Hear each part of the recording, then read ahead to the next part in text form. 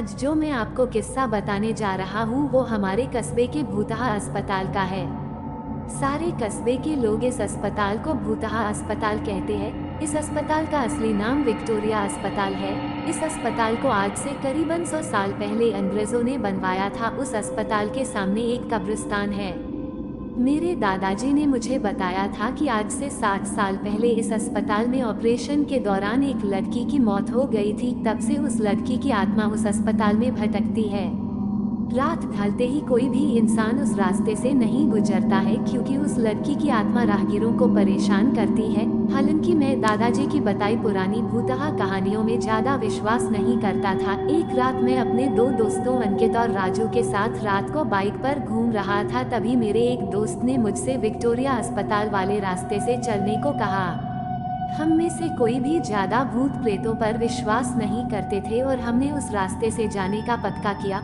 उस समय रात के 10 बज चुके थे। हम तीनों ने ये बात अपने परिवार वालों को नहीं बताने का वादा किया और उस रास्ते पर निकल पड़े। जैसे ही हम उस रास्ते से निकले, रास्ते पर रेत होने की वजह से हमारी बाइक फिसल गई और हम तीनों धड़ाम से बाइक से दूर गिर गए।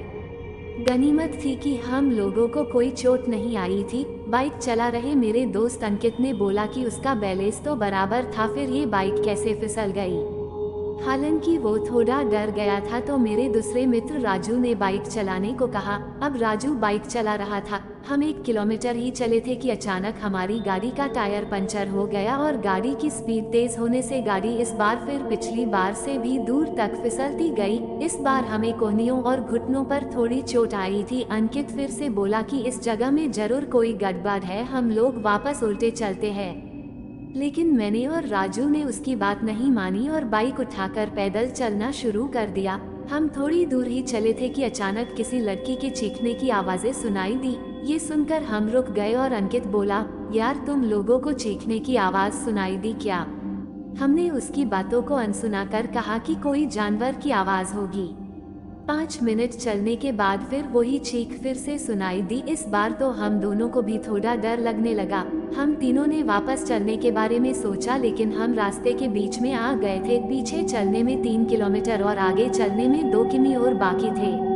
हम लोगों ने आगे जाने का सोचा। थोड़ा आगे चलने पर हमें बरगद के पेड़ के नीचे एक औरत दिखाई दी। इतनी रात को अकेली औरत को देखकर हमारे तो रोंगटे खड़े हो गए थे। हम लोगों ने पीछे मुड़ने का सोचा, तभी वो बूढ़ी औरत चिल्लाई, बेटा रुको, मुझे हाईवे तक का रास्ता बता दो। हमने पूछा कि इतनी रात को आप इस रास्ते से कैसे निकल रही हो? तो उस बुढ़िया ने कहा कि मैं पड़ोस के गांव की रहने वाली और मेरे पास पैसे नहीं है, इसलिए मैं पैदल ही निकल पड़ी।